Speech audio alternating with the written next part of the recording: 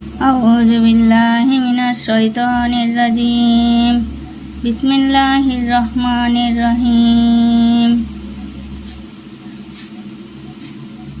لله ولو يرى الذين ظلموا إذ يرون العذاب إن القوة লিল্লাহি জামিআন ওয়া আন্নাল্লাহা সাদীদুল আযাব ইয তাবাররাআল্লাযীনা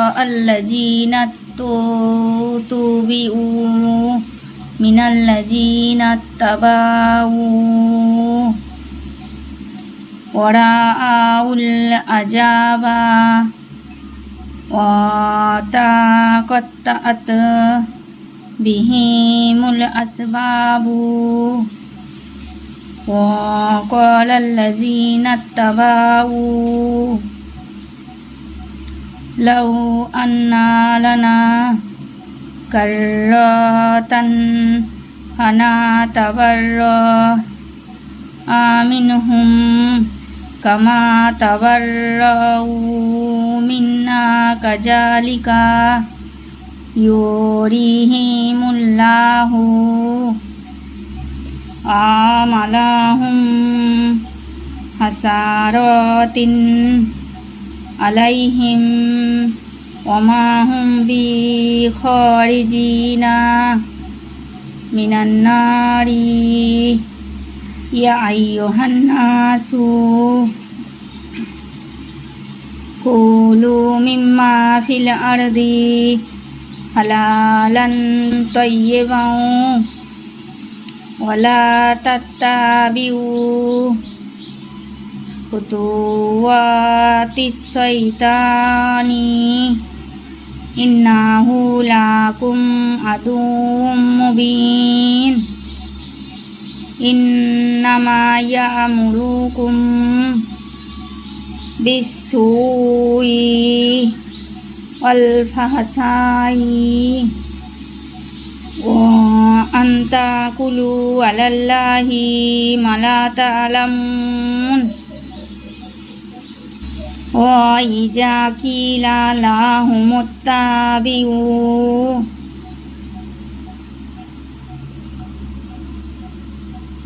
আল্লাহর ভালোবাসায় সুদৃঢ় পরিত্যাগ জালিমগণ কোন শাস্তি প্রত্যক্ষ করত, বুঝত যে সকল শক্তির উৎস আল্লাহ এবং আল্লাহ কঠিন শাস্তিদাতা। যখন সর্দারগণ বিমুখ হবে, যারা তাদের অধীনস্থ ছিল তাদের থেকে, এবং অনুসারীরা শাস্তি প্রত্যক্ষ করবে ও তাদের মাঝে সমস্ত সম্পর্ক ছিন্ন হয়ে যাবে। আর অনুসরণকারীরা বলবে, হাই যদি একবার আমাদের প্রত্যাবর্তন পৃথিবীতে ঘটত, তবে আমরা তাদের সাথে সম্পর্ক ছিন্ন করতাম, যেমন তারা ছিন্ন করেছে আমাদের সাথে। আল্লাহ তাদের কার্যাবলী পরিতাপ রূপে দেখাবেন, তারা কখনো অগ্নি হতে বের হবে না। হে লোক সকল, জমিনের হালাল ও পবিত্র খাদ্যদ্রব্য থেকে তোমরা আহার করো, আর শয়তানের পদাঙ্ক অনুসরণ করো না। নিঃসন্দেহে সে তোমাদের প্রকাশ্য শত্রু। সে তো তোমাদেরকে খারাপ ও অশ্লীল কাজের নির্দেশ দেয় এবং আল্লাহর সম্পর্কে এমন প্ররোচনা দেয় যে বিষয়ে তোমাদের জ্ঞান নেই। আর যখন বলা হয়, আল্লাহ যা নাজিল করেছেন, পৃথিবীর সকলেরই মাবুদ একমাত্র আল্লাহ তাআলা, যিনি সমগ্র পৃথিবীর যাবতীয় কার্য নির্বাহ করে থাকেন।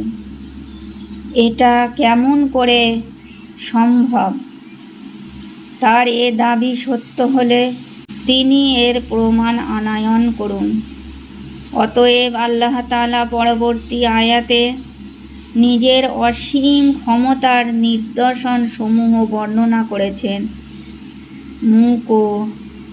নজুল আয়ে 168। কোন কোন মুশরিক প্রস্তর মূর্তির নামে গৃহপালিত চতুষ্পদ জন্তু ছেড়ে দিত এবং তার সম্মানার্থে তা থেকে কোন প্রকার স্বার্থ ভোগ করা নিষিদ্ধ বলে মনে করত এবং তাদের এ অপকর্মকে আল্লাহর আদেশ, আল্লাহর সন্তোষ লাভের কারণ এবং মূর্তির সুপারিশের মধ্যস্থতায় আল্লাহর নৈকট্য লাভের উপায় মনে করত। এ সম্বন্ধে সম্বোধন করে আল্লাহ বলেছেন, শানে নজুল আয়ে 170। রাসূল সাল্লাল্লাহু আলাইহি সাল্লাম একবার ইহুদিদেরকে ইসলামের প্রতি আহ্বান করলে ইহুদিদের মধ্যে রাফে ইবনে হারামালা ও মালিক ইবনে আউফ বলে ওঠে, হে মুহাম্মদ সাল্লাল্লাহু আলাইহি সাল্লাম, আমরা সেই পথে চলব যে পথে আমাদের পূর্বপুরুষরা চলত, কারণ তারা আমাদের চেয়ে অধিক বুদ্ধিমান ছিল। এরই পরিপ্রেক্ষিতে এই আয়াত নাজিল হয়। আবু সাউদ। মা আনজালাল্লাহু ক্বালু বাল নাত্তাবিউ মা আলফাইনা আলাইহি আবানা আওয়ালাউ কানা আবাউহুম লা ইয়াকিলুনা সাইয়াউ ওয়ালা ইয়াহতাদুন ওমা সালুল লাযিনা কাফারু কামা সালিল লাযী ইয়ানইকু বিমা লা ইয়াসমাউ ইল্লা দুআআন ওয়া নিদাআন সুম্মুম বুকমুন উমিয়ুন ফাহুম লা ইয়াকিলুন ইয়া আইয়ুহাল্লাযীনা আমানু কুলু মিন তাইয়্যিবাতি মা রাযাকনাকুম ওয়াশকুরু লিল্লাহি ইন কুনতুম ইয়্যাহু তা'বুদুন। ইন্নামা হাররামা আলাইকুমুল মাইতাতা ওয়াদ-দামা ওয়া লাহমাল খিনজিরি ওয়া মা উহিল্লা বিহি লিগাইরিল্লাহি ফামানিত তুররা গায়রা বাগিউ ওয়ালা আদিন ফালা ইসমা আলাইহি ইন্নাল্লাহা গাফুরুর রহিম। ইন্নাল্লাযীনা ইয়াকতুমুনা মা আনজালাল্লাহু মিনাল কিতাবি ওয়া ইয়াস্তারুনা বিহি সামানান কালীলান উলাইকা মা ইয়াকুলুনা ফি বুতুনিহিম ইল্লা তা তোমরা অনুসরণ করো। তারা বলে, না না, আমাদের পিতৃপুরুষ থেকে যা পেয়েছি তারই অনুসরণ করব। যদিও তাদের পিতৃপুরুষগণ কিছুই বুঝত না এবং তারা হেদায়েত প্রাপ্ত ছিল না।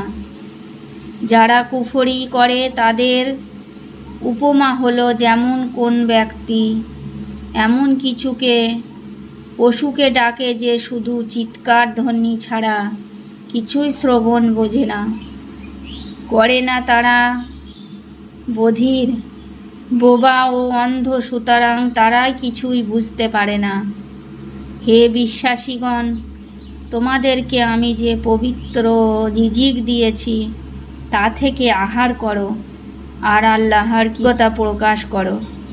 যদি শুধু তারই ইবাদত করে থাকো, নিশ্চয় তোমাদের জন্য মৃত জন্তু, রক্ত, শূকরের মাংস এবং যা আল্লাহর নাম ব্যতীত উৎসর্গ জবেহ করা হয়েছে তা তোমাদের জন্য হারাম করেছেন, কিন্তু যে অন্যান্য পায় অথচ সীমালঙ্ঘনকারী নয় তার কোনো পাপ হবে না।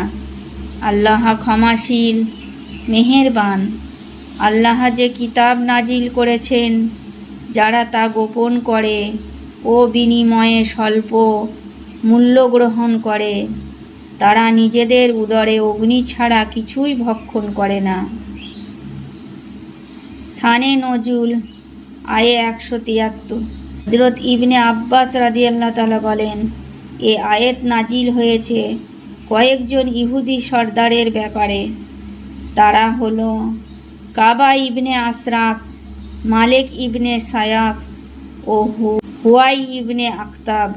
তারা তাদের অনুসারীদের কাছ থেকে বিভিন্ন উপঢৌকন গ্রহণ করত। রাসূল সাল্লাল্লাহু আলাইহি সাল্লাম যখন মদিনায় আগমন করলেন, তখন তারা এ ভেবে শঙ্কিত হলো যে এখন আমাদের এ সম্মানের বিষয় ও উপঢৌকনের প্রক্রিয়া বন্ধ হয়ে যাবে। তাই তারা তাওরাতে যে রাসূল সাল্লাল্লাহু আলাইহি সাল্লাম সম্পর্কে বিবরণ আছে তা এবং ইসলামের অনেক বিধিবিধান তারা গোপন করে ফেলল। এ সম্পর্কে এ আয়াত নাজিল হয়েছে। সাফওয়াত।